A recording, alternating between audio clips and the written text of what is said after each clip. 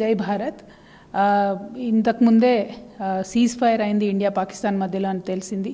అందరికీ కూడా congratulations. At the same time ఈ యుద్ధంలో మరణించినటువంటి సైనికులందరికీ కూడా మనస్ఫూర్తిగా నా నివాళులు అర్పిస్తూ ఉన్నాను. అట్లానే చాలా ధైర్యంగా మన సేన అంతా కూడా మనల్ని కాపాడడానికి ప్రయత్నం చేసి మన వైపు చాలా తక్కువ క్యాజువాలిటీస్ అయ్యేటట్టుగా మరి వారు ప్రయత్నం చేసి మన దేశాన్ని రక్షించినందుకు మన భారత సైన్యానికి అందరికీ కూడా వందనాలు సమర్పించుకుంటున్నాను.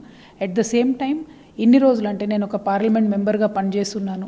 నేను అమెరికా టూర్కి వెళ్ళినప్పుడు కానీ ఎప్పుడు కానీ ఎంపీస్ అందరం కలిసి మాట్లాడినప్పుడు కానీ ఇండియా పాకిస్తాన్ మధ్యలో ఇష్యూస్ ఏవైనా కూడా ఇండియా పాకిస్తాన్ మాత్రమే కూర్చొని మాట్లాడుకోవాలి. వేరే దేశాలు మధ్యవర్తిత్వం వహించడం కానీ వేరే దేశాలలో ఇంటర్ఫియరెన్స్ ఉండడం కానీ కరెక్ట్ కాదు అనేటటువంటి ఒక అండర్స్టాండింగ్ మన దేశవాసులందరికీ కూడా ఉండింది.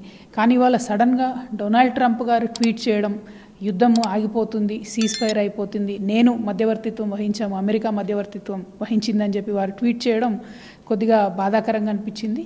మన దేశ ప్రధాని గారు ట్వీట్ చేస్తుంటే మన భారతదేశం యొక్క గొప్పతనం కానీ మన భారతదేశం యొక్క పొజిషన్ కానీ ఇంకా స్ట్రాంగ్ ఉండేదని చెప్పి నేను మనస్ఫూర్తిగా నమ్ముతా ఉన్నాను.